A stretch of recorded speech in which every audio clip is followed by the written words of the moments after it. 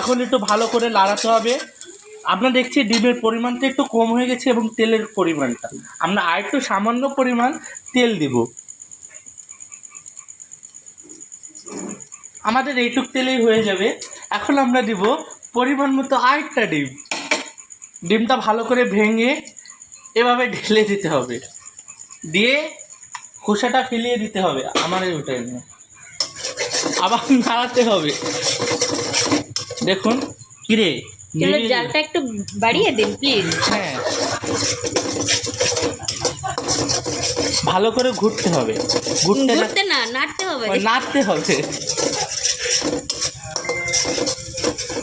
Guys, কালকে আমার পরীক্ষা বাদ দিয়ে এখন আমি শেফ হয়েছি। এখন লুডুস দিয়ে দিতে হবে। আমরা এখানে 4টা প্যাকেট লুডুস ইউজ করেছি, কিন্তু কোরোই তো উল্টে যাচ্ছে।